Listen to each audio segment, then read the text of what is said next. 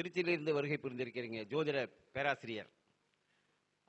பேராசிரியர் பார்த்தீங்கன்னா அவருடைய அகலம் ஆழம் இன்னும் எங்களால் பார்க்க முடியல. ஏன்னா எப்படி கடலினுடைய ஆழத்தையும் அகலத்தையும் பார்க்க முடியாம அது விரிந்து பறந்து கிடக்குதோ அது மாதிரி இருக்கிறாரு அவரு. அவர் பேசினா பேசிக்கிட்டே இருக்கிறாரு. எங்கேயாவது ஒரு இடத்துல முடிச்சா ஓ இவ்வளவுதானா அப்படின்னு நம்ம தெரிஞ்சுக்கலாம். அப்படி போயிட்டே இருக்கிறாரு அவரு. அது எல்லை இல்லாம போயிட்டு இருக்காரு. அவ்வளவு விஷயம் உள்ள இருக்குது. அவருடைய முதல் பேச்சாக அவரை தொடங்கி வைக்குமாறு அன்புடன் அழைக்கின்றோம். அறிவுலகன் ஐயா அவர்கள். ஆறும் ஐயா சொன்னாங்க அறிவுலகன் ஐயாவை பற்றி. அதாவது உண்மையாலுமே அவர் பல நட்பு கிடைச்சதுக்கு அப்புறம் ஜோதிடத்தில் புது புது விஷயங்கள், அதாவது மறைந்த விஷயங்கள் அனைத்தையும் சொல்லக்கூடிய தன்மை அவர்கிட்ட இருக்குதுன்றதுக்காக ஐயாவிட்டே பர்மிஷன் வாங்கியிருக்கேன். ஐயா நீங்கள் உங்கள் கருத்துக்கள் பூராமே நம்ம கிளாஸ் வழியாக அப்ளை பண்ணுவோம், மக்களுக்கு தெரியப்படுத்துவோம் அப்படின்னு சொல்லியிருக்கிறேன். ஐயாவும் சரின்னு சொல்லியிருக்காங்க. அந்த அடிப்படையில் தான் என்னோட தொடர்ந்து பயணிச்சுட்டு இருக்காங்க. ஆனால் இப்போ தஞ்சாவூரில் எனக்கு நடத்துறதுக்கான வாய்ப்பு கிடைச்சதுன்னா முதல் பர்மிஷன் யாருன்னா அறிவுலகன் ஐயா தான். என்ன காரணம்னு கேட்டால் அவர் இங்கே இதே ஸ்கூலில் இந்த இடத்துலையே என்ன செஞ்சார், அதாவது வகுப்பு எடுத்திருக்கார், ஜோதிட வகுப்பு எடுத்திருக்கார். சரிங்களா? அவங்க ஸ்டூடெண்ட்டுக்கு எல்லாமே தெரிவிச்சிருக்காங்க, எல்லாம் வருவாங்க கண்டிப்பாலுமே. ஆனால் அந்த அடிப்படையில் ஐயாட்ட தான் நான் பர்மிஷன் ஃபஸ்ட்டு கேட்டேன்.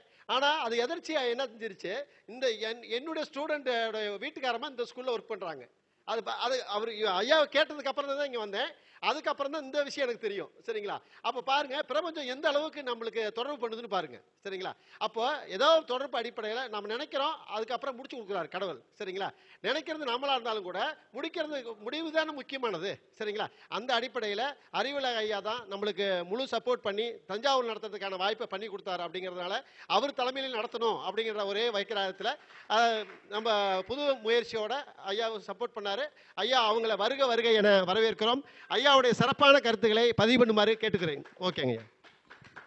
அனைவருக்கும் வணக்கம். ரவி ஜெயக்குமார் ஐயா, ஆறுமுகம் ஐயா, ரிட்டையர்டு தாசில்தார் ஐயா, துரைசாமி ஐயா, இவங்க எல்லாருமே இந்த அகத்திய ஜோதிட வித்யாலயத்தினுடைய தூண்கள்.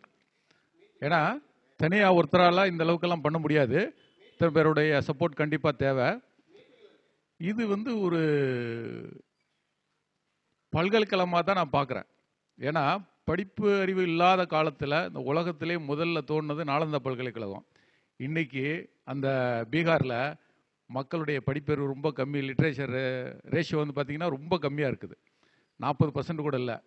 உலகம் பூரா நம்ம போய் வேலை பார்க்குறோம், நம்ம தமிழ்நாட்டில் அங்கேருந்து வேலை பார்க்குறாங்க. அப்போது இது ஒரு நல்ல, அதாவது என்ன சொல்லியிருக்காங்க, இந்த முன்னாடி உலகத்தையே ஆட்சி செஞ்சது தமிழர்கள் தான். அது ஒரு கால சூழ்நிலையில் நீர் ஒளி பிரளயம் வந்ததுனாலையும், அதுக்கப்புறம் நிறைய ஆட்சி மாற்றங்கள், நாடு பிடிக்கிறது, இதனாலையும் நம்மளுடைய பாரம்பரியம் அழிஞ்சு போச்சு. இன்றைக்கி மீண்டும் வந்திருக்கு. அப்படின்னா இதற்கான அடித்தளமாக தான் இதை பார்க்குறோம். இந்த ஸ்கூலில் 2018 ஜோதிட வகுப்பு நடத்தியிருக்கேன். அந்த அம்மாலாம் நம்மளோட ஸ்டூடெண்ட்டு தான், நிறைய பேர் இருக்காங்க. இப்போ கடைசியில் ஸ்டூடெண்ட் குறைஞ்சி போனதுனால என்னால் வர முடியல. இந்த ஒரு வருடமாக தான் இல்லை, அங்கே இருக்க அந்த 2 கிளாஸில் தான் நடத்திட்டு இருந்தோம். இது ஜோதிடம் நிறைய பேர் சொல்லுவாங்க, ஜோதிடம் இது சாதாரணம், இதை போய் என்னத்தை பெருசாக படிக்கிறது அப்படின்னு சொல்லி நினச்சிக்கிட்டு இருக்காங்க. நான் நாத்திகத்தில் ஒரு 15 வருஷம் பயணித்தேன். அதில் தெரியாத விஷயங்களை தெரிஞ்சுக்கணுன்ட்டு தான் இதை உள்ள ஆன்மீகத்துக்குள்ளார வர ஆரம்பித்தது. கண்ணதாசன் அப்படி தான். அவர் முதல்ல நாத்திகவாதியாக தான் இருந்தார். அதுக்கப்புறம் விஷயங்களை தெரிஞ்சுக்கணும், அப்போ தான் பேச முடியுன்றதுக்காண்டி ஆத்திகத்துக்கு வந்தார். அப்புறம் நடந்தெல்லாம் தெரியும். அந்த மாதிரி அதுக்கப்புறம் ஜோதிடத்தில் உள்ளே வரும்போது நிறைய கிட்டத்தட்ட எங்கள் குடும்ப ஃபேமிலியோடைய பிஸ்னஸ் பார்த்திங்கன்னா 30 பிஸ்னஸ்ஸு. அதில் இந்த சிவில் ரொம்ப பிரபலியமாக போனது. கிட்டத்தட்ட ஒரு 40 பேருக்கு வேலை செஞ்சாங்க. 2 வீலர் டீலர்ஷிப்பு, டயர் ரேட்டிங், இதெல்லாம் நிறைய பண்ணிகிட்டு இருந்தோம். இதன் மேலே உள்ள ஒரு ஈர்ப்பு, அதெல்லாம் சென்ட்ரல் கவர்மெண்ட்டில் நான் ஒர்க் பண்ணிகிட்ருக்கேன். அதனால் இதை கற்றுக்க ஆரம்பித்தோம். அப்புறம் படிக்கும்போது இதில் உள்ள சந்தேகங்களுக்கு ஆசிரியர்களுக்கு பதில் சொல்ல தெரியல. 18 ஆசிரியர்கிட்ட படித்தேன். அப்போ தான் ஒரு தெளிவு வர ஆரம்பிச்சிது. அப்போ தேடி தேடி படிக்க ஆரம்பித்தோம். அதுக்கப்புறம் ஞான தேடல். இப்போ வாளறிவன் ஜோதிட களஞ்சியம் அப்படின்னு சொல்லி ஒரு யூடியூப் சேனல் ஆரம்பிச்சிருக்கேன். அதில் என்னுடைய இந்த ஜோதிடத்தினுடைய உண்மையான கருத்துக்கள்லாம் வருது. 1 லட்சம் வீடியோ கொடுக்க தான் பிளான் பண்ணி தினசரி ஒரு 5-6 வீடியோ போட்டுட்ருக்கோம்.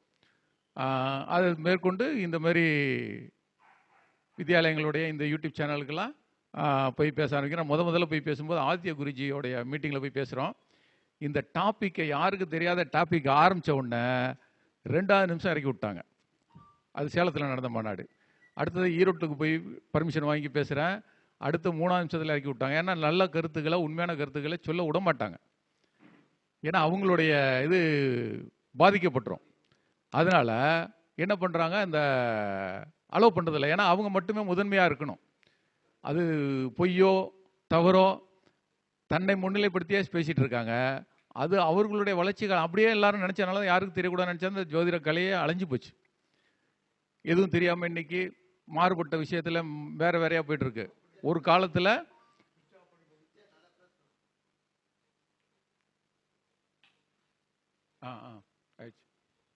அப்போ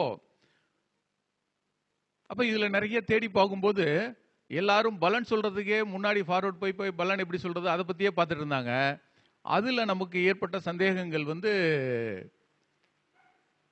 அதை நிவர்த்தி பண்ணுறதுக்கு ஆட்கள் ஆசிரியர்களுக்கே தெரியல. ஏன்னா அவர் படிக்கலைன்னா அவருக்கு அவரோட ஆசிரியர் சொல்லி கொடுத்தா தானே இருக்கும். அந்த ஆசிரியருக்கு அவருக்கு படித்து சொல்லி கொடுத்துருக்கணும். அப்போ நிறைய விஷயங்கள் மறுக்கப்பட்டிருக்குது. அடிப்படை கணக்குகள் ஜோதிட பலன்களை பராசரகோரர், உத்தரகாலாமிர்தம், காளிதாசர், நிறைய பேர் சொல்கிறாங்க, பாஸ்கரா, ஆரியப்பட்டா எல்லாம் கொடுத்துருக்காங்க. அப்போ அவங்க கொடுக்கும்போது மூல கணக்குகளை கொடுக்காமலா கொடுத்துருப்பாங்க இல்லையா? ஆனால் நமக்கு சேரலை அப்படின்னு பார்க்கும்போது சரி நம்மளே தேடணும் அப்படின்றதான் தேடி பார்க்க ஆரம்பிச்சது.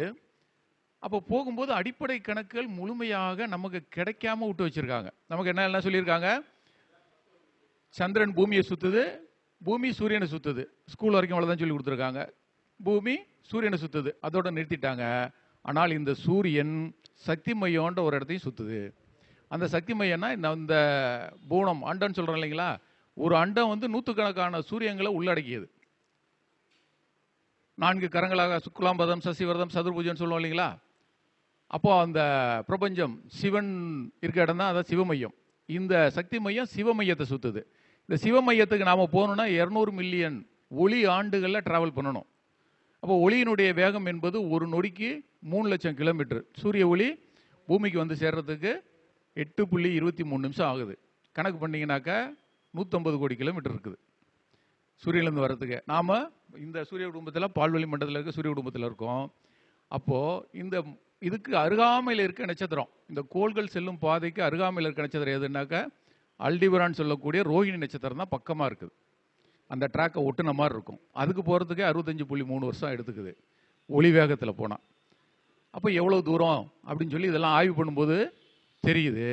அப்போது இந்த 120 வருஷம் எதன் அடிப்படையில் கொடுத்தாங்க அப்படின்னு சொல்லி நம்ம பார்க்குறோம். இது சரியாக தெரியல, யார்கிட்ட கேட்டாலும் புரியல. அப்போது உள்ளே போய் பார்க்கும்போது தான் திருக்குறளுக்குள்ளார இதனுடைய அர்த்தங்கள் இருக்குது, கணக்குகள் இருக்குது. ஏன்னா இந்த கலியுகத்தில் இதெல்லாம் அழிச்சிருவாங்கன்னு நம்ம முன்னோர்களுக்கு தெரிஞ்சிருக்குது. கல்லில் எழுதி வச்சா, கல்வெட்டுகளில் வச்சா மாற்றிடுவாங்க, செப்பு பட்டயத்தில் இருந்தால் அழிச்சிருவாங்க, ஓலைச்சுவடியில் இருந்தால் எரிச்சிருவாங்க. மக்களுக்கு சொல்லி கொடுத்து கொண்டு போனால் அவங்களெல்லாம் கழுவில் ஏற்றி கொலை பண்ணிடுவாங்க. அப்போ இதை ஏதாவது ஒரு வகையில் மறைச்சி வைக்கணும். எப்படி இருந்தாலும் ஒரு நாளைக்கு தெரிஞ்சிடும். தர்மத்தின் வாழ்வதனை சூது கவும், மறுபடியும் தர்மம் வெல்லும்னு தெரிஞ்சிருக்குது. திருக்குறளில் வச்சுருக்காங்க. ஏன் வந்தது அப்படின்னா 133 அதிகாரம்னு வச்சுருக்காங்க. 150 வச்சுருக்கலாம், 125 வச்சுருக்கலாம், 100 வச்சுருக்கலாம். அது என்ன சம்மந்தம் இல்லாமல் 133 அப்படின்னு சொல்லி இது ஒரு குரூப்பாக ஆலியாரில் ரவிச்சந்திரன் ஐயான்னு ஒருத்தர் இதை எடுத்து முன்னெடுத்து நடத்திட்டு இருக்காரு. கொடிமரத்தை வீட்டு வாசலில் நட்டு தினசரி நட்சத்திரங்களையும் சந்திர ஓட்டத்தையும் சூரியனோட நகர்வையும் நிழலாக குறித்து பார்த்துட்டு இருக்காரு. அப்போ தெரிய ஆரம்பிச்சுது. ஒரு 4 வருஷத்துக்கு முன்னாடி இதனுடைய லிங்க் மலேசியாவில் ஒரு குரூப்பில் கேபி அஸ்ட்ராலஜி அப்படின்ற ஒரு குரூப்பில் சேர்த்து விட்ருக்காங்க. அதில் கிடச்சி தேடி கண்டுபிடிக்கிறதுக்கே எனக்கு 1 மாதம் ஆயிடுச்சு. அப்புறம் போய் ஒவ்வொரு முறையும் வகுப்புக்கு போவேன்.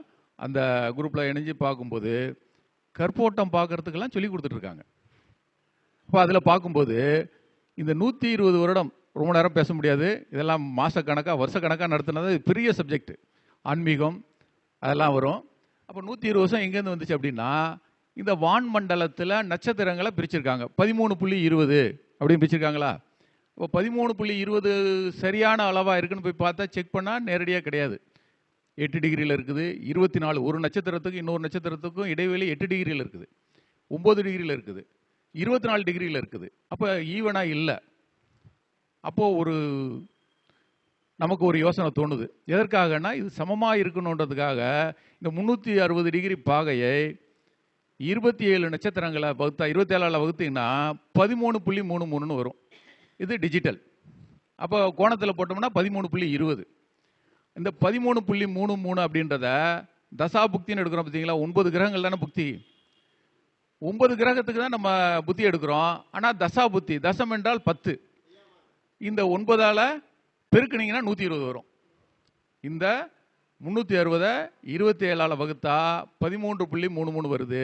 இந்த 13.33 9ஆல் பெருக்குனீங்கன்னா 120 வரும். அதான் மனிதனுடைய ஆயுட்காலமாக வச்சிருக்காங்க. அடுத்தது அந்த 13.33 10ஆல் பெருக்குனா சந்திரனுடைய தசாகாலம் 10 வருஷம் இல்லைங்களா? அப்போ 133 வருது. அப்போ திருக்குறளில் அதான் வச்சிருக்காங்க. ஒரு 133 அதிகாரம், ஒரு அதிகாரத்திற்கு 10 பாடல்கள். 10 பாடல் வந்து சந்திரனுடைய தசாகாலம். அப்போ அதுக்கெல்லாம் கணக்குகள் இருக்குது. அப்போ இந்த சந்திரனுக்கு வந்து பூமியை சுற்றுறதுனால அதனுடைய பயண தூரத்தை, இப்போ அஸ்வினியில் ஆரம்பிக்குதுன்னு வச்சுங்க, திரும்பவும் அஸ்வினி நட்சத்திரத்தில் பௌர்ணமி திரும்பவும் சரியாக ஒரு முழுச்சுற்றும் அதே நட்சத்திரத்தில் பௌர்ணமி ஆரம்பிக்கிறது 10 வருஷம் ஆகும். இது கணக்காக சொல்லணும், டைம் எடுத்துகிட்டு போவோம், நிறைய கருத்துக்கள் சொல்ல முடியாது, அதனால் ஷார்ட்டாக முடிச்சுக்கிறேன். அப்புறம் மற்ற கிரகங்களுக்கு, வெளிவட்ட கிரகங்களுக்கு, பூமியினுடைய வெளிவட்ட கிரகங்களுக்கு அதனுடைய வக்ரகாலம் அப்படின்னு ஒன்று கணிச்சு சனிக்கு வந்து வக்ரகாலத்தை கழிச்சாக்க 19 வருஷம் வருது. செவ்வாய்க்கும் குருவுக்கும் அந்த வக்ரகாலம் எங்கே ஆரம்பிக்குதோ மீண்டும் 0 டிகிரியில் ஆரம்பித்து அந்த வக்ரம்னா நமக்கு என்ன சொல்லிக்கிட்டு அந்த ஆரம்பித்தாதான் குருவுக்கு 16 வருஷம், செவ்வாய்க்கு 7 வருஷம் வருது. இந்த சுக்கிரனும் புதனும் உள்வட்ட கிரகம், பூமிக்கு உள்வட்டத்தில் இருக்குது. அதாவது சூரியனுக்கு அடுத்த வட்டத்தில் புதன், அது 88 நாளில் ஒரு முழுச்சுட்டு சுற்றுது. சுக்கிரன் வந்து 225 நாளில் ஒரு முழுச்சுட்டு சுட்டுது. இது 2 உள்வட்ட கிரகம். இந்த 2 கிரகத்துக்கு மட்டும்தான் அதிசாரம் இருக்குது.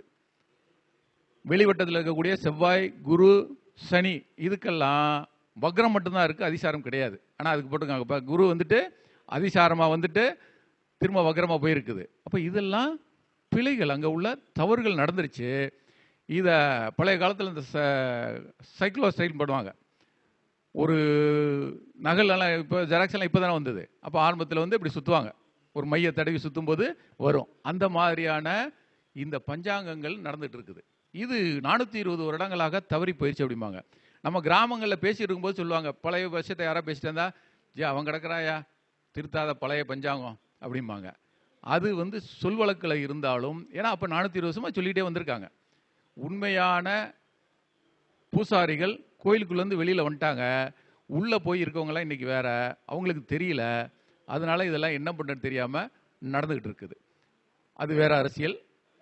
அப்போ இதை பார்க்கும்போது இந்த 120 வருடம் அப்படின்னா ஏன் மனுஷன் 120 வருஷம் வாழணும் இல்லையா? 120 வருடம் ஆயுள் காலம் கொடுத்துருக்காங்க. ஆனால் ஒரு மனுஷனாவது இருக்காங்கன்னா ரொம்ப ரொம்ப ரொம்ப ரேர், போகிறதே இல்லை. அதுக்கு என்ன காரணம்னு பார்த்தா, ஒரு நாளைக்கு இப்போ சூரியன் பார்த்துருக்கோம், சந்திரன் இவ்வளோ வேகத்தில் சுற்றுது, ஒரு நாளைக்கு ஒரு நட்சத்திரம், பூமி ஒரு நாளைக்கு 1 டிகிரி, இப்போ ஒரு மாதத்தில் 30 டிகிரியாக கிடக்குது. ஆனால் நம்ம என்ன செஞ்சுருக்கோம், சூரியனை ஒரு கட்டத்தில் போட்டு இந்த மாதம் இங்கே இருந்துச்சுன்னா இந்த மாதம்னு சொல்லியிருக்கோம். சித்திரை மேசத்தில் இருந்தால் சித்திரைன்னு சொல்லியிருக்கோம். ஆனால் சூரியன் மையத்தில் தானே இருக்குது, பூமி தானே சுற்றி வருது. அப்போ என்ன அர்த்தம்னா, சூரியன் மேசத்தில் இருக்குன்னா பூமி துலாத்தில் இருக்குதுன்னு அர்த்தம். சூரியனுடைய வேகம் வேற. சூரியன் வந்து ஒரு நொடிக்கு 419 கிலோமீட்டர் வேகத்தில் போகும், பூமி 29 கிலோமீட்டர் வேகத்தில் போகும். அப்போ 1 டிகிரி ஒரு நாளைக்கு நகரும்போது, இது துலா ராசியை 30 நாளில் கிடக்குதுன்னா அந்த நேர்கோட்டில் பார்க்கும்போது மையத்தில் இருக்குது அந்த சூரியன் இப்படியே நகர்ந்து வர மாதிரி இருக்கும். மேசத்தை முடிச்சுட்டு சூரியன் ரிஷபத்துக்கு வருதுன்னா பூமி துலாத்தை முடித்து விருச்சிகத்துக்கு வந்துருச்சுன்னு அர்த்தம். நம்ம பூமியிலேருந்து பார்க்கும்போது அந்த இதை அப்படியே வச்சுருக்காங்க. அப்போ சூரியனுக்கு கொடுக்கப்பட்ட 6 வருடம் என்பது அது பூமியினுடைய காலம். அப்போ சூரியனுக்கு ஒன்று இருக்கும் இல்லையா, தசம்னு வருது ஒரு வார்த்தை, தசா புத்தி தானே. புத்திகள் 9 நவக்கோள்களை வச்சு புத்தின்னு சொல்லியிருக்காங்க. இப்போ தசம்னு என்னன்னு பார்த்தா இந்த 120 இதுதான் புத்தி கணக்கு. அதில் தசம்ன்றது இந்த 13.20 ஒரு நட்சத்திர பாதத்துக்குள்ளே தானே, ஒரு நட்சத்திரத்துக்குள்ளே தானே உள்ளார இந்த 9 புத்திகளை பிரிக்கிறோம். ஒரு நட்சத்திரத்தோடைய கிரகத்துக்குள்ளார செவ்வாய்னா செவ்வாய்க்குள்ள 9 பிரிக்கிறோம், சுக்கிரனா சுக்கிரனுக்குள்ள 9 பிரிக்கிறோம். அப்படி அந்த 13.20 என்பது தசம் 10ஆவதாக இருக்குது, அதுதான் இயக்குது. அதுக்குள்ள வர 9 புத்திகள் தான் இந்த 120 வருடங்கள். அப்போ இந்த 13.20ஓட 120 கூட்டினா 113, அதுதான் திருக்குறளில் வடித்தது. அப்போ திருக்குறளில் வடித்தது அப்படின்னா திருக்குறளுக்கும் எகிப்தில் இருக்க கீசா பிரமிடுக்கும் தொடர்புகள் உண்டு. இந்த நீர் ஊழி காலத்தை அளப்பதற்காக நம்ம நாடார்கள் கட்டினது. ராமசாமி ஸ்ட்ரீட்னு அங்கே இருக்குது. உலகம் பூரா தமிழ் பெயர்கள் இருக்குது, தமிழ் பெயர்களில் ஊர்கள் இருக்காங்க. இப்போல்லாம் கண்டுபிடிச்சிருக்காங்க இந்த உலகத்தில் உள்ள அத்தனை மொழிகளுக்கும் தமிழ் தான் முதன்மையானது அப்படின்னு சொல்லிட்டு. அதை அவங்க ஒத்துக்க மறுக்கிறாங்க. மேற்கத்தியவர்கள்லாம் நீ ஒப்புக்க வந்துட்டாங்க, ஆனால் இந்தியாவில் இருக்கவங்க தான் அதை ஏற்றுக்கொள்ள மறுக்கிறாங்க, அனுமதிக்கிறதும் கிடையாது. சரி, அப்போது இந்த மாதிரியான விஷயங்களை தேடி தேடி படித்து இதை மக்கள்கிட்ட கொண்டு போய் சேர்க்கணும். அப்போ இதுக்காக ஒரு புத்தகம் போடலாம் அப்படி ரெடி பண்ணி இப்போ ஒரு 3 புத்தகங்களாக போட்டிருக்காங்க. அது கிடைக்கும், வேணுன்றவங்க தொடர்பு கொள்ளுங்க, வாங்கி தரேன். அப்போ இந்த 120 வருஷம் எப்படி வந்துச்சுன்னு தெரியுதா? அடுத்தது இப்படி நிறைய கணக்குகள் இருக்குது. இந்த சுக்கிரனுக்கும் புதனுக்கும் மட்டும்தான் அதிசாரம். அதிசாரத்தின் அடிப்படையில் இப்போ அஸ்வினி நட்சத்திரத்தில் பூமி இருக்குன்னு வச்சுக்கோ. அஸ்வினி நட்சத்திரத்தில் பூமி இருக்கும்போது 47 டிகிரி முன்னாடி அப்போ எங்கே வரும்? சதயம் 1ஆம் பாதத்தில் சுக்கிரன் வரும்போது ஒரு கணக்கு வச்சுங்க. சுக்கிரன் வரும்போது பூமியினுடைய வேகம் ஒரு வருஷத்தில் 365 நாள் எடுத்துக்குது ஒரு வட்டம் சுற்றுறதுக்கு. ஆனால் சுக்கிரன் 225 நாளில் சுற்றிடும், புதன் 88 நாளில் சுற்றிடும். அப்போ வேகமாக போகும்போது இது அதிசாரம் எடுக்கும். மற்ற கிரகங்கள் வக்ரம் அடையுதுன்னா பூமியை வச்சு தான் வக்ரம் அடையும். ஏன்னா பக்கத்தில் போகிறது செவ்வாய் மெதுவாக 1.25 வருஷம் ஒரு வட்டத்தை சுற்றுறதுக்கு, பூமி 365 நாளில் போயிடும். நாம் போகக்கூடிய கார் வேகமாக போகும்போது பக்கத்தில் இருக்க பஸ்ஸு பின்னாடி போகிற மாதிரி தோணும். இது வக்ரப்பிழை தோற்றம். ஒரு நாளும் ஒரு நொடி கூட கிரகங்களோட வேகம் குறைவே படாது. குறைஞ்சி 0 டிகிரி ஆனால் தானே பின்னாடி வரணும். அது ஒரு தோற்றப்பிழை. இப்போ போர்டு இருந்ததுன்னா சொல்லிக் கொடுக்க முடியும், முடிச்சுட்டு வேணால் சொல்லலாம். ஏன்னா அந்த நேர்கோட்டில் தான் ஒளி போகும், பார்க்கும்போது அப்படி பின்னாடி வந்துட்டு போகிற மாதிரியான ஒரு தோற்றப்பிழை. அது மாதிரி இந்த பூமினால் சுக்கிரன் அதிசாரமாக போகும். இப்போ இந்த ஆரம்பிக்கிற புள்ளி இருக்கு இல்லைங்களா, இந்த அஸ்வினி நட்சத்திரத்தில் பூமி இருக்கும்போது சதயம் 1ஆம் பாதத்தில் சுக்கிரன் வரும்போது அதிசாரம் ஆரம்பிக்கும். இதே இடத்துல இந்த நிலவு வர்றதுக்கு 20 வருஷம் ஆகும். அதான் அதுக்கு 20 வருஷம் தசாகாலம் கொடுத்துருக்காங்க. அப்போ எவ்வளவு பூமியில் இருந்துக்கிட்டு எவ்வளவு தூரம் வானத்தை பார்த்து ஆய்வு பண்ணியிருப்பாங்க.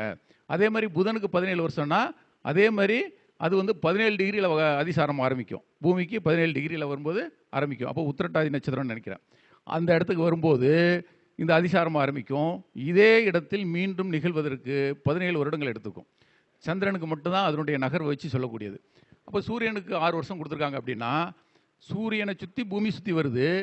பூமியினுடைய ஆரம், சூரியனுக்கும் பூமிக்கும் உள்ள தூரம் இருக்கு இல்லைங்களா, ஆரக்கால் ரேடியேஷன் சொல்கிறோம் இல்லைங்களா, இதை இந்த வட்டத்தில் இந்த தூரத்தை வச்சு பகுத்தா 6 இடத்துல வெட்டும். ஒரு வட்டத்தின் ஆரத்தை அளவை கொண்டு வட்டத்தை போக்கும்போது 6 இடத்துல வெட்டும். அதை வச்சு தான் ஒரு நாளை 6ஆக பிரிச்சிருக்காங்க. சிறுபொழுது ஒரு பருவத்தை 6ஆக பிரிச்சிருக்காங்க. இளவேநீர் காலம், முதுவேநீர் காலம், மழைக்காலம், குளிர்காலம், முன்பனி காலம், பின்பனி காலம். அப்போ இதில் அதிகாலை, காலை, காலை, நண்பகல், ஏற்பாடு, இரவு, ஜாமம், அதிகாலை 6ஆக பிரிச்சிருக்காங்க. இது சிறு பொழுது 4 மணி நேரம், பெரும்பொழுது 2 மாதங்கள். அப்போ மாப்பொழுது அப்படின்னு சொல்லுவாங்க. மாப்பொழுதுன்றது 10 வருடங்கள். இந்த 10 வருடத்தில் தான் இந்த கிரகணங்கள் கடுமையாக இருக்கும். அப்போ புலம்பெயர்றது, இந்த விவசாயங்கள் மாற்றுறது, இதெல்லாம் இதுக்குள்ளே போனால் வந்துடும். நமக்கு ட்ராக்கு மாதிரி போயிட்டே இருக்கும். பின்னாடி நிறைய பேர் இருக்காங்க, எல்லாருக்கும் வர எல்லாத்துக்கும் பேச கொடுக்கணும். அப்போது இதெல்லாம் எங்கேருந்து கண்டுபிடிச்சாங்க? அதுக்கு சூட்சுமமாக ஒரு கதை சொல்லப்பட்டுள்ளது. என்ன சொல்லியிருக்காங்க? பார்க்கடலை கடைஞ்சு அமிர்தம் எடுத்தார்கள் அப்படின்னு சொல்லுவாங்க. அதை தேவர்களும் அசுரர்களும் வாசுகின்ற பாம்பை மந்தாரமலை அதை வச்சு கடைஞ்சாங்க அப்படிம்பாங்க. இதை 3 கோணத்தில் நம்ம பார்க்கணும். இப்போ பார்க்கடல்னா எது அப்படின்னா வானத்தை தான் பார்க்கடல் அப்படின்றோம். எனக்கு மில்கி வே கேலக்சி இல்லையா, பால்வெளி மண்டலம், அதான் நம்மளுடைய வானம். அப்படி பார்த்து அங்கே நிகழக்கூடிய நிகழ்வுகளை நம்ம உடம்புக்குள்ளேயும் நிகழ்து. பார்க்கடலில் நிகழக்கூடிய விஷயம் நம்ம உடம்புக்குள்ளே நிகழ்து. அப்போ பார்க்கடலில் என்ன சொல்கிறோம் அப்படின்னா, அதில் பெரும் துளை, கருந்துளைன்னு சொல்கிறாங்க இல்லைங்களா, ஒன்று உருவாகுது, படிச்சிருப்போம், அப்பப்போ எல்லாம் வரும். சூப்பர் மேசிவ் பிளாக் ஹோல் அப்படின்னு சொல்லி சயின்ஸில் சொல்லுவாங்க. அது என்னன்னா, அந்த சிவமையம் இருக்கக்கூடிய இடம். அந்த நியூக்ளியர் ஃபிஷன், நியூக்ளியர் ஃபியூஷன்லாம் படிச்சிருப்போம். அந்த மாதிரி வானத்தில் ஒரு இறுக்கம் ஏற்பட்டு வெடித்து சிதறுது 550 கோடி வருஷத்துக்கு முன்னாடி. அப்போ அதுலேருந்து வெளிப்படக்கூடிய வெப்பத்தில் காற்று மோதி மோதி பெரிய நெருப்பாகுது. அது அதிகமாக எரியும்போது பஞ்சபூதங்கள் உருவாகுது. அது குளிர்ந்து நீராகுது.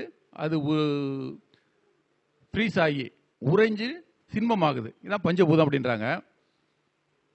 அப்போ வெடித்து சிதறும் போது 4 கரங்களாக விரியுது. சுக்லாம்பரதனம், சசிபுதம், சதுர்புஜம் சொல்கிறாங்க இல்லைங்களா, சசிவரதம் சதுர்புஜம்ன்றாங்க. அப்போ 4 கரங்களாக விரிந்தவனே, 4 வேதங்களை வேதியியல் மூலமாக கொடுத்தவனே அப்படின்னு சொல்லி சிவனை வந்து நம்ம பாடுறோம். இன்னைக்கு அதெல்லாம் சமஸ்கிருதத்தில் மாற்றப்பட்டிருக்குது. அப்படி வரும்போது ஒவ்வொரு கரத்துலையும் 52 போனங்கள் இருக்குது. போனன்றதை கிளஸ்டர்பாங்க, நாம் அண்டம்போம். அந்த அண்டத்தின் மையப்பகுதியில் நாம் சொல்லுவோம் இல்லைங்களா, தென்னாடுடைய சிவனை போற்றி எந்நாட்டவருக்கும் இறைவா போற்றி அப்படின்றோம். அப்போ தென்கரத்தில் இருக்கக்கூடிய கடைசி பூனத்தில் இருக்கக்கூடிய பால்வெளி மண்டலத்தில் அமைந்த சூரிய குடும்பத்தில் இருக்க பூமியில் நாம் இருக்கோம். நாங்கள் வந்து அந்த இடத்த சிவன் சொல்கிறோம். மற்றவங்களாம் வேறு வேறு பேரில் வச்சுருக்காங்க. நமக்கு தெரிஞ்சு அல்லான்னு வச்சுருக்காங்க, இயேசுன்னு வச்சுருக்காங்க, ஆதிநாதன் வச்சுருக்காங்க, புத்தன் வச்சுருக்காங்க, ஏதோ பேர் வச்சுட்டு இருக்காங்க. அப்போது இந்த மாதிரி விஷயத்த இதை முதல்ல சொல்கிறதுக்காக கட்டப்பட்ட கோயில் தான் சிதம்பரம் நடராஜர் கோயில். அப்போ அங்கே வந்து சிவன் நடனம் ஆடுறாரா, சிலையெல்லாம் வடிச்சிருக்காங்களே அப்படின்னு பார்த்தா அது வந்து கதிர் இயக்க கோட்பாடு, கதிர் இயக்க தத்துவம், கதிர் இயக்க தத்துவம். அப்போ சிவலிங்கம் அப்படின்னு பார்த்தீங்கன்னா உயர் இயக்க தத்துவம். இதை பற்றிலாம் வாளறிவன் ஜோதிட களஞ்சியம் அப்படின்ற என்னோட யூடியூப் சேனலில் இருக்குது. ஸ்ரீ குரு அஸ்ட்ரோ அகாடமி அப்படின்ற யூடியூப் சேனலில் லைவாக போட்டிருப்போம். 1 மணி நேரம்லாம் ஓடும், பாருங்கள். அப்புறம் ஐயாவோட விஷயங்கள் இதில் நேரம் கிடைக்குன்னா, இது கருத்தரங்கும் போது நிறைய பேர் வருவாங்க, நிறைய சொல்ல முடியாது. இது வகுப்பாக இருந்து படித்தா சரியாக இருக்கும். அப்போது இந்த பால்வெளி மண்டலத்தை நம்ம என்ன பண்ணுறோம், தயிர் கடையிறோம் இல்லைங்களா, தண்ணி ஊற்றி கடையும் போது ஒரு கொள்ளு விசை இருக்கும், தள்ளு விசை இருக்கும். மையத்தில் ஒரு குழி ஏற்படும், அதுதான் சூப்பர் மேசிவ் ஹோல், அதுதான் சிவமையன்னு சொல்கிறது. இந்த மத்து தள்ளும் போது தண்ணி வெளியில் போகும், அப்புறம் இந்த பக்கம் உள்ளே வரும், அதில் தான் வெண்ணெய் கிடைக்குது, திரளுது இல்லைங்களா. அந்த அமைப்பில் தான் இதே மாதிரி நம்ம உடம்புக்குள்ளார நிகழும். அப்போ மந்தாரமலை அப்படின்னு சொல்கிறது பிளாக் ஹோல்னாக்கா நம்மளுடைய மூளை. மந்தாரமலைன்னா நம்மளுடைய முதுகு தண்டுக்கு மேரு தண்டம்னு பேர். அதனால் பார்த்தீங்கன்னா இந்த உலகத்திலேயே நம்ம கடலுக்குள்ளார மூழ்கின மலை ஒன்று இருக்குது, அதான் மேருமலை அப்படிம்பாங்க. அது எங்கே இருக்குன்னா நீலமலை தொடரினுடைய இறுதியில் இருக்குது. அதோடைய ஒரு பகுதி தான் இன்றைக்கு ராமர் பாலமாக சர்ச்சைகளை ஓடிட்டு இருக்குது. இதை மிகப்பெரிய ஆய்வு பண்ணி சொல்லி சொன்னவர் நம்ம ஒரிசா பாலுன்னு சொல்லக்கூடிய ஆர்கியாலஜி டிபார்ட்மெண்ட். கடலுக்குள்ளே போய் நிறைய ஆய்வு பண்ணியிருக்காரு. திருச்சி உறையூரை சேர்ந்தவர். சமீபத்தில் தான் அவர் இறந்து போனார். அப்போ இந்த மாதிரி விஷயங்களை நாம் தேடி படித்தோம்னா தான் நமக்கு நிறைய விஷயங்கள் தெரியும். ஏன்னா இந்த உலகத்தில் அறிவார்ந்த சமூகம்னா நாம தான். ஆனால் இந்த மொழியவே படிக்க விடாமல் பண்ணிட்டு இருக்காங்கன்னா, ஒருவருடைய வரலாறை அழிக்கணும்னா மொழியை அழிச்சா முடியும். அதனால தான் பண்ணிக்கிட்டு இருக்காங்க. இது வேறு அரசியல், அதுக்குள்ளே நம்ம போக வேண்டாம். அப்போது இந்த நம்மளுடைய மூளை தான் மேருமலை அப்படின்னு சொல்லியிருக்காங்க. மேருமலைன்னு சொல்கிறது மந்திரமலை அப்படின்னு சொல்லுவாங்க. முதுகு தண்டை தான், முதுகு தண்டு இருக்கு இல்லைங்களா, 33 எலும்புகள் ஒன்றிணைந்து தான் அது இருக்கும். குண்டலினி சக்தி இது மேலே ஏற்றி நம்ம உடம்புல 7 சக்கரங்களை இயக்குனாக்க மனிதனும் கடவுளாகலாம் அப்படின்னு சொல்லி அதை பற்றி சொல்லியிருக்கேன். எப்படி விஷ்ணுவுடைய 10 அவதாரங்கள் சொல்லப்பட்டது அப்படின்னா, சித்தர்களுடைய 10 படிநிலைகள். வையத்துள் வாழ்வாங்க வாழ்ந்தவனே வானுலகம் போற்றும் கடவுளாக வணங்கப்படுவார் அப்படின்னு சொல்லி, விஷ்ணு மிகப்பெரிய சித்தர். கும்பகோணத்தில் பிறந்து திருச்சியில் வளர்ந்து நமக்கு இந்த நம்ம பயன்படுத்தக்கூடிய இந்த பஞ்சாங்கத்தை முழுமையாக வடிவமைத்தவர் விஷ்ணு தான். விண்ணவன் பேர் அவருக்கு பேர். அது வைணவன் மாற்றி விஷ்ணுன்னு மாற்றி நமக்கு தெரியாமல் வச்சுருக்காங்க. வானை பற்றி ஆய்வு பண்ணார். அவர் ஏன் படுத்தே இருக்காருன்னு தேடி போது தான் தெரிஞ்சுது.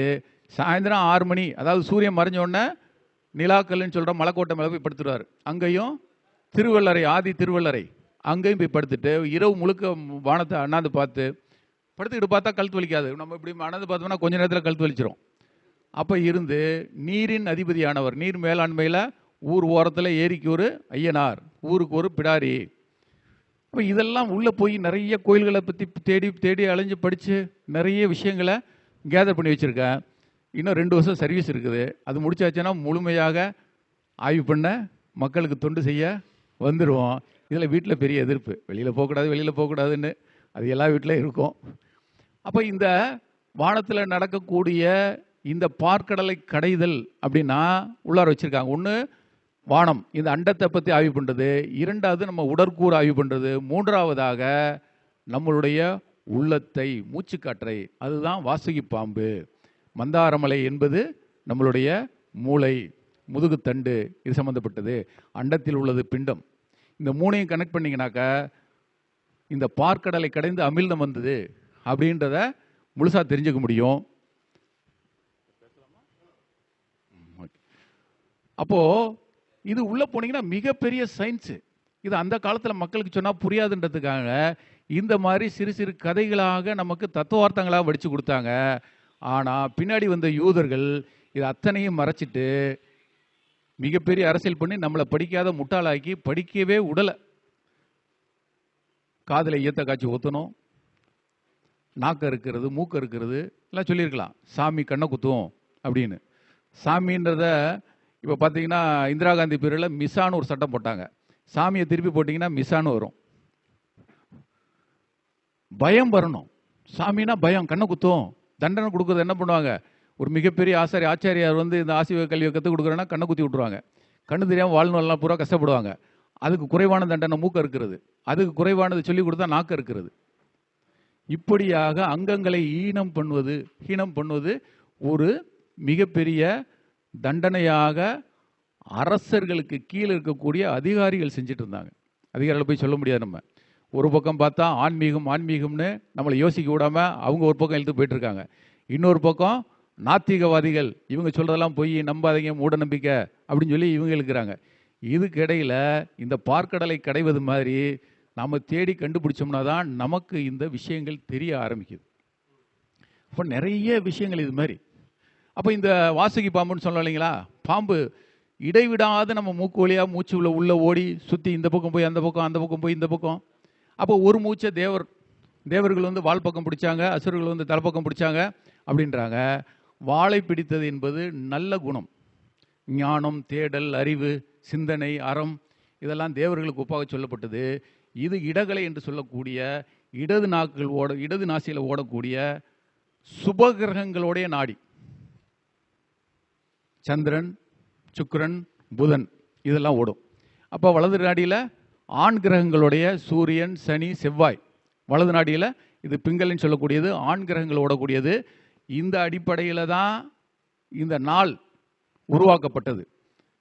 பார்த்தீங்கன்னா ஞாயிற்றுக்கிழமை காலையில் சூரிய உதயத்திலிருந்து அவரவர் வாழும் பகுதியில் சூரிய உதயத்தில் முதல் நாடி ஞாயிற்றுக்கிழமை ஓடும் யாருன்னு பார்த்தீங்கன்னாக்கா வலது நாடி ஓடும். சூரியனோட ஆதிக்கம். அது முடிஞ்சு சுக்கிர நாடி இடது நாடி ஓடும். அது முடிஞ்சு புதன் நாடி ஓடும். அது முடிஞ்சு சந்திர நாடி வரும். அது முடிஞ்சோன்னா சனி வரும். அது முடிஞ்ச இது ஓரையின் அடிப்படையில் மனிதர் மேலே வந்து தாக்கத்தை ஏற்படுத்துது. அதை வச்சு தான் இதுக்கு கணக்கு கொடுத்தாங்க. உலகம் பூரா பிரெஞ்சு புரட்சி, ஜெர்மன் புரட்சி, ரஷ்யா புரட்சியிலலாம் இதெல்லாம் மாற்றுறதுக்கு எவ்வளோ ட்ரை பண்ணாங்க. 24 மணி நேரம் எப்படி வந்தது? 60 நிமிஷம். நேற்று தான் ஒரு வீடியோ போட்டேன். எதன் அடிப்படையில் வச்சாங்க? 60 நாளிகை, 60 நொடி, 60 நிமிடம், 60 நாள் எதன் அடிப்படையில் வந்தாலும் வீடியோ போட்டிருக்கோம். அப்போது இந்த விஷயங்களை பார்க்குறாங்க. இதன் அடிப்படையில் தான் அர்த்தநாரி வச்சுருக்காருன்னா ஆண் பாதி பெண் பாதியாக கிடையாது. நம்ம உடம்பே அப்படி தான் இருக்குது. நம்ம மூச்சு அப்படி தான் ஓடுது. அதோட தத்துவம் தான் அது. இது என்னைக்கு இருந்தாலும் நம்ம தமிழர்கள் புரியும் அப்படின்னு தான் இந்த அர்த்தநாரி சிலையை வடிவமைத்தார்கள். அப்போ இந்த மூச்சு காற்று இப்படி ஓடிட்டே இருக்குது. இதை ஒரு முறைப்படுத்தி சுழமுனையில் நிறுத்தி கும்பகம் பண்ணி சரியான வேகத்தில் ஒரு பங்கு மூச்சை இழுத்து 4 பங்கு அடக்கி 2 பங்காக வெளியில் விட்டோம்னா ஒரு நாளைக்கு 21,600 மூச்சுகள் எடுக்க முடியும். அதுதான் சூரியனுடைய ராசி மண்டலத்தை ஒரு முழுச்சுற்றாக சுற்றி வரும் காலம். அதான் மூச்சுக்காற்று. அப்படி இருந்தாங்கன்னா அவங்க 120 வருஷம் வாழ முடியும். நம்மளுடைய வாழ்க்கை பரபரப்பு ரொம்ப வேகமானது. 32,000 வருஷம், 35,000, மூச்சு எடுக்கிறோம், 42,000 மூச்சு எடுக்கிறோம். வேகமாக ஒரு பைக் எடுத்துகிட்டு டெய்லி 300 கிலோமீட்டர் ஓட்டினா 5 வருஷத்தில் குப்பைக்கு போயிடும். ஒரு பைக் எடுத்து ஒரு நாளைக்கு 5 கிலோமீட்டர் ஓட்டி தொடச்சி வச்சுக்கிட்டா 100 வருஷம் கூட இருக்கும். அந்த தத்துவம் தான். இந்த மெட்டபாலிசத்தை குறைக்கணும். உடலில் ஏற்படக்கூடிய வளர்சிதை மாற்றத்தை குறைப்பதற்காக உருவாக்கப்பட்டதான் இந்த மூச்சு பயிற்சி, பிராணாயாமம்னு சொல்லுவோம். வாசி யோகம்னு சொல்லி தராங்க இல்லைங்களா? வாசினா என்ன சார்? சிவ யோகம். சிவனை அடையணும் அப்படின்னா மூச்சை குறைத்து, பேச்சை குறைத்து, மூச்சின் வேகத்தை குறைத்து கட்டுப்படுத்தி நமக்குள்ள கொண்டு வந்தா நடக்கும். அப்போ சொல்லுவாங்க, இதில் காமதேனு வந்தது. பார்க்கலரில் போய் கடையும் போது காமதேனு தான் வந்துச்சுன்னாங்க ஃபஸ்ட்டு ஒரு ஸ்டேஜில். அது என்ன கேட்டதெல்லாம் கொடுக்கும். அடுத்ததாக நேரம் குறைவாக இருக்கு, அடுத்தவருக்கெல்லாம் கொடுக்கணும். அது பேசினா கேட்டுக்கிட்டே தான் இருக்கலாம். வாய்ப்பு கொடுத்தமைக்கு மிக்க நன்றி. இது வகுப்பாக இங்கே இது வரைக்கும் எடுத்துகிட்டு இருந்தோம். இன்னும் ஐயாவோட இதில் இந்த பிரபஞ்ச வகுப்புன்னு எடுக்கிறதுக்கு ஏற்பாடு பண்ணிகிட்டு இருக்கோம். சரியான நேரங்காலம்லாம் வரணும். புத்தகம் தேவைப்படுறவங்க கம்மியாக தான் இருக்கும். புக்கில் வந்து ஒரு குறைந்த விஷயங்கள் தான் சொல்ல முடியும். நிறைய விஷயங்கள் இருக்குது. இதை படித்தோம்னா இது பிரபஞ்ச கல்வி படிச்சுக்கிட்டு போயிட்டே இருக்கலாம். நேரமின்மைக்கு வாய்ப்பு கொடுத்த ரவி ஜெயக்குமார் ஐயா அவர்களுக்கும் இந்த அகத்திய ஜோதிட வித்யாலயருக்கும் நம்மளுடைய திறமைகளை மிக அருமையாக படம் போட்டு இந்த பிரபஞ்சத்துக்கு காட்டக்கூடிய பாலசுப்ரமணியன் அவர்களுக்கு முதல் வணக்கம். அப்புறம் இந்த வித்யாலயத்திற்கு தூணாக நின்று மென்மேலும் வளர்க்க இருக்கக்கூடிய பங்கு பெறக்கூடிய அருமம் ஐயா, துரைசாமி ஐயா, ஐயாலாம் ரிட்டையர்ட் ஆகிட்டார். ஆனாலும் மிக ஆர்வமாக எங்கே இருந்தாலும் வந்துடுறாரு. கரூருக்கு போட்டால் அங்கே வராரு, மோகனூரில் போட்டால் அங்கே வராரு, சேலத்தில் மீட்டிங்கில் பார்த்துருக்கேன்னு நினைக்கிறேன். இவர் தனிகாச்சலம் அவரோட இதுக்கு வந்திருக்கீங்களா ஐயா? சேலத்தில் ஒரு நாள் வகுப்புக்கு இங்கேருந்து ஓடிடுவோம். ஐயா அப்போ ஒர்க் பண்ணிகிட்டு இருந்தார், அங்கே வருவார், பார்த்துருக்கேன். அப்போ இதிலெல்லாம் இன்றைக்கி ஆழ உழுவதை விட அகல உழுவதா பெருசாக போயிட்டுருக்காங்க. நிறைய விதிமுறைகள் வந்துருச்சு, அதெல்லாம் போயிட்டே இருக்குது. என்ன காரணம்னா பலன் சொல்லணும், வருமானம் பார்க்கணும் அப்படின்ற நோக்கத்தில் போனோம்னா இது உள்ள அர்த்தம், இவருடைய கருத்துக்கள் தெரியாமல் போயிடும். இருந்தாலும் பொருள் இல்லாதவருக்கு இவ்வுலகம் இல்லை, அருள் இல்லாதவருக்கு அவ்வுலகம் இல்லைம்பாங்க. பொருள் இல்லைன்னா இந்த உலகத்தில் அங்கேருந்து இங்கே வரணும்னா செலவு பண்ணி தான் ஆக வேண்டி இருக்குது. அதனால் இதெல்லாம் இருக்குது. இதுக்கு கூட அதையும் கொஞ்சம் கற்றுக்க வேண்டியிருக்கும். விருப்பம் உள்ளவங்க கற்றுக்கலாம்.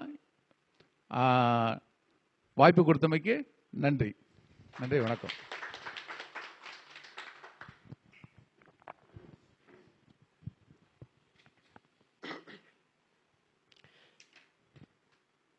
அகத்தியர் ஜோதிட வித்யாலயா அறக்கட்டளை, மோகனூர்.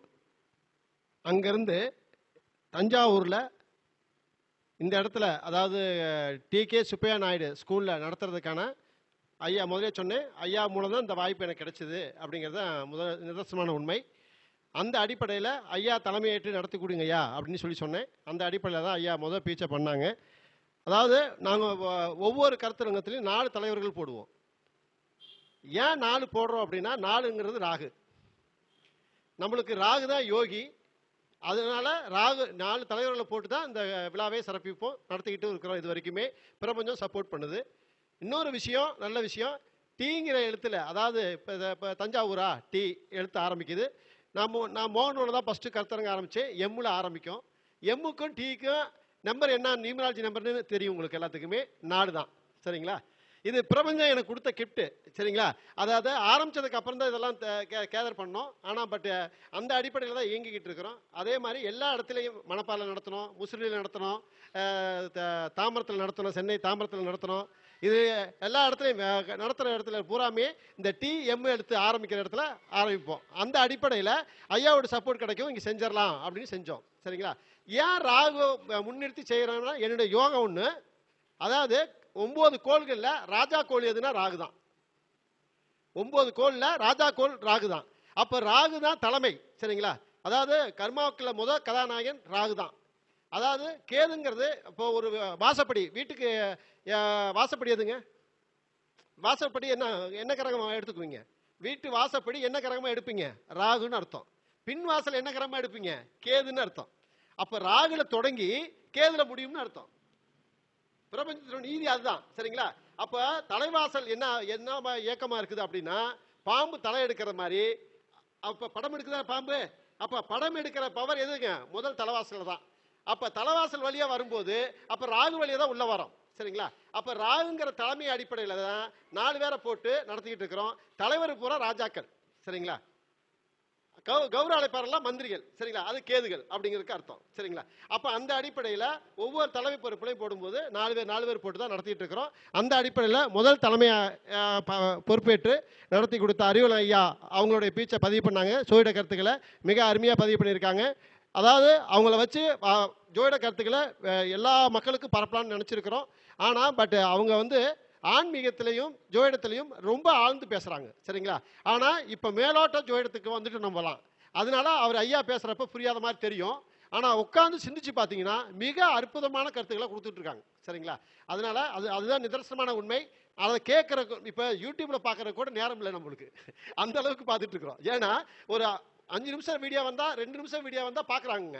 ஒரு 10 நிமிஷம் பேசியிருந்தா அதுக்குள்ள பொறுமை இல்லாம அடுத்த வீடியோக்கு போயிடுறாங்க. தட்டி விட்டு வேற எதுக்கு போயிடுறாங்க. ஸ்டார்ட் பண்ணி தான் பார்க்குறாங்க. அது அந்த ஸ்டார்ட்ஸ் மட்டும் பார்க்கறதுக்கு காரணம் என்னன்னு கேட்டினா அவ்வளோ ஸ்பீடாக நம்ம ஒர்க் பண்ணிட்டு இருக்கோம்னு அர்த்தம். அதான் உண்மை. யாரையும் குறை சொல்ல முடியாது. ஜோதிடங்கிறது மிகப்பெரிய கடல். அற்புதமான அலைகளையும் உள்நோக்கத்தையும் கொடுக்கக்கூடிய பவர் ஜோதிடத்தில் மட்டும்தான் இருக்கு. சரியா? புதுசாக நீங்கள் பேசிக்கிட்டே இருந்தால் பொழுதுனைக்கும் பேசிக்கிட்டே இருக்கலாம். ஒவ்வொரு கடை தொடர்பு பண்ணி பேசிக்கிட்டே இருந்தால் இந்த வாழ்நாள் ஃபுல்லாக பேசலாம். அந்த அளவுக்கு இருக்கு. முடிவே கிடையாதுங்கிறான். முடிவே கிடையாது. சரிங்களா? அப்படிங்கிற அடிப்படையில் முதல் தலைமையேற்று சிறப்பாக பேசுனாங்க. அடுத்த தலைமையாக நம்மளுடைய திருச்சியிலிருந்து கேபி ஜோதிடத்தில் ஆறுமுக ஐயா வராங்க. அவங்க வந்து அதாவது ஃபர்ஸ்ட் ஐயாவுக்கு பொன்னாடை போத்திடலாம். ஆறுமுக ஐயா அப்படிங்க. சிறப்பு விதிக்காக